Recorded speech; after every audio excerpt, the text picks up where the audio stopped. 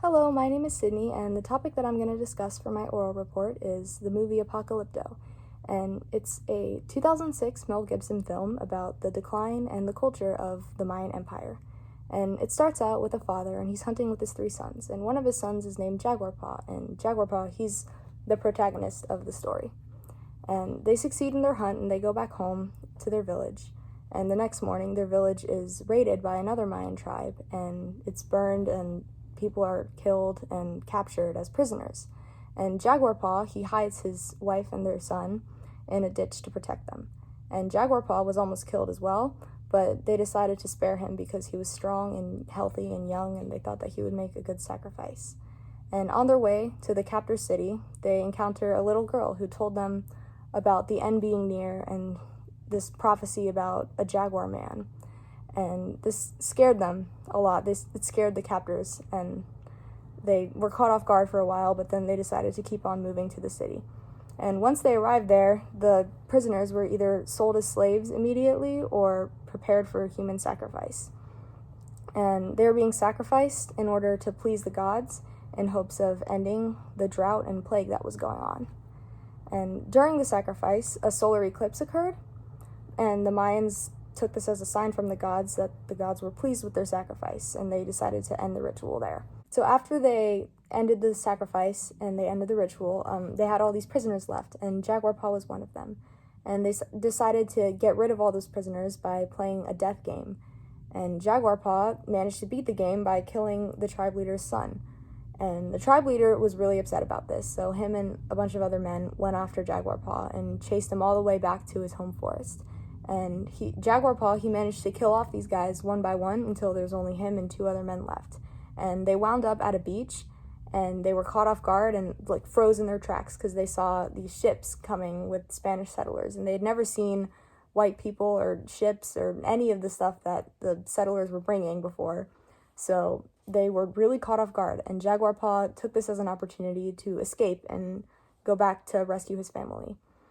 And after he did this, they all went away and into the forest to live a new life and get away from the settlers and his captors. And the movie ends there. And there were a lot of things in the movie that I noticed that related back to our course. And one of the main things that I noticed was the presence of rituals and dances and storytelling, especially, which ties back to our unit about Native American storytelling. And one of the stories told is at the beginning of the movie, before their village was raided. It was the night before. They were all sitting at a campfire, and an elder was telling them a story about human greed. And another storytelling that we saw in the movie was especially important, and it was the prophecy that the sick girl told them. And she seemed almost possessed when she was telling them, and they were very scared by it. And it eventually ended up coming true in the movie. And another storytelling that I saw was on the walls of the temple, in the tunnel that they were being brought through to the sacrifice. There was these pictures on the wall that told the story, I guess, of how the sacrifice ritual was supposed to happen. And it was obviously there for a long time, and it would be there to tell younger generations about how to perform the sacrifice when the older generations passed on. And one more thing to note about the film is that there are quite a few controversies behind it, especially involving the Mayans and how they were depicted in the film to be these evil, barbaric people that loved performing mass sacrifice, when in reality that was not true. That was more of what the Aztecs did, because the Aztecs were notorious for human sacrifice. But the Mayans, while they did perform human sacrifice, it was definitely a lot more of a lengthy process, and it was more respectful and intimate, and it was on a much smaller scale, and the people being sacrificed were a lot of times they volunteered to be sacrificed because they thought that it was their duty to please the gods, and they were proud of it, and they were happy to be sacrificed.